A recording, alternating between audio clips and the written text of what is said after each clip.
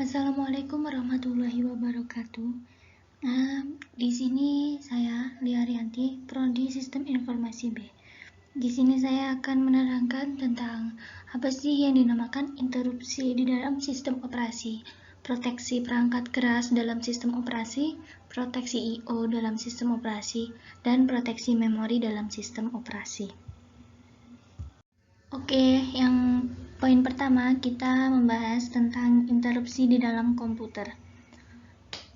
Yang dinamakan interupsi atau interrupt adalah suatu sinyal penting atau pemberitahuan dari prosesor untuk menjalankan atau menunda apa yang sedang dikerjakan oleh komputer.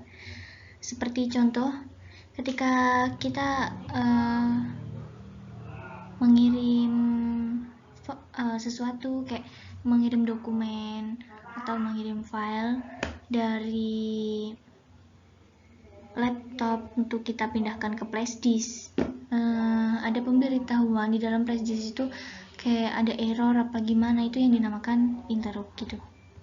Kurang lebihnya seperti itu. Oke, di sini masih membahas tentang interrupt, dan di sini interrupt saya jelaskan tentang interrupt handling. Jenis-jenis interrupt itu ada dua, satu polling dan dua vectored interrupt system. Polling adalah sebuah software sistem yang memerintah CPU untuk memeriksa setiap perangkat yang terhubung dengannya.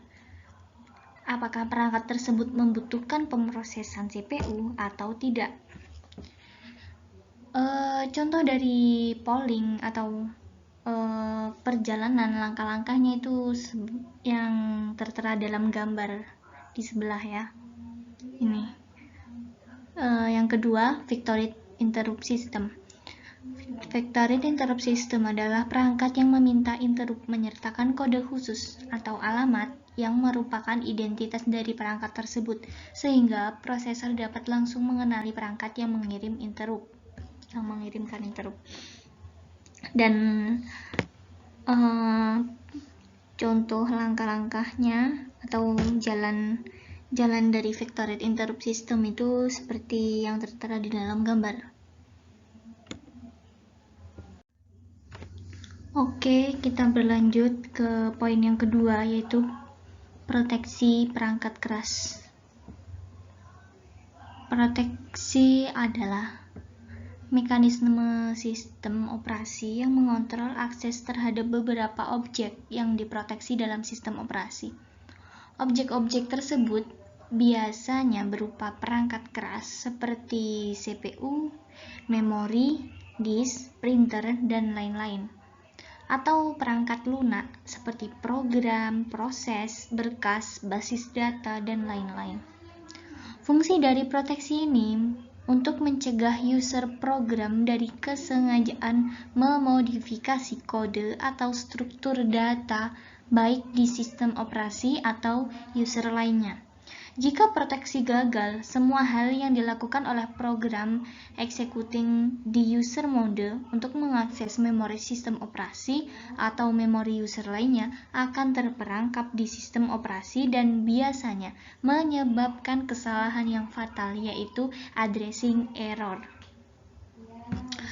Contoh proteksi terhadap adanya penyadapan atau hacker dalam mencari uang, spionage, militer, atau bisnis. Ya, intinya itu seperti penyadapan. Kalau kita sehari-hari gitu, penyadap bisa dicontohkan seperti penyadapan WA, atau kalau di dalam dunia bisnis yaitu yang tadi seperti yang dicontoh, hacker lah intinya.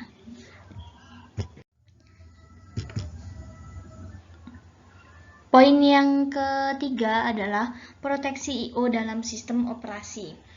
I/O sendiri adalah suatu perangkat yang berhubungan dengan sistem komputer dengan cara mengirim sinyal melalui suatu kabel atau bahkan melalui udara.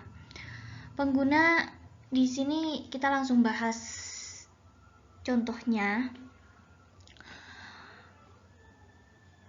Pengguna bisa mengacaukan sistem operasi dengan melakukan instruksi I/O ilegal dengan mengakses lokasi memori untuk sistem operasi, atau dengan cara hendak melepaskan diri dari prosesor. Untuk mencegahnya, kita menganggap semua instruksi I/O sebagai privileged instruction, sehingga mereka tidak bisa mengerjakan instruksi I/O secara langsung ke memori, tapi harus lewat sistem operasi terlebih dahulu.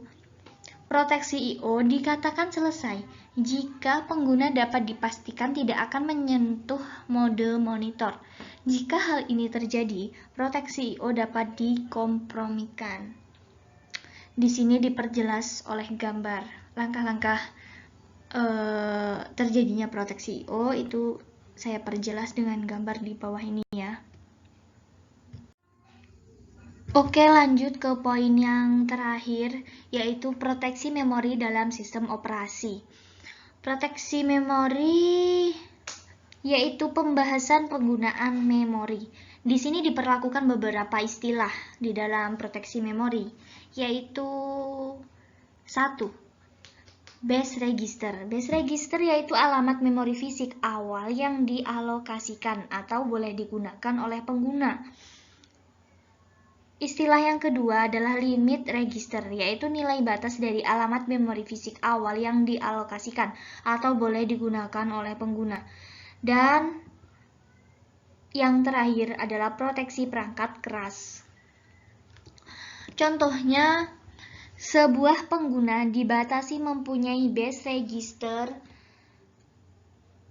300.040 dan mempunyai limit register 120.900, maka pengguna hanya diperbolehkan menggunakan alamat memori fisik antara 300.040 sampai 4.209.960 saja. Selebihnya itu tidak boleh gitu.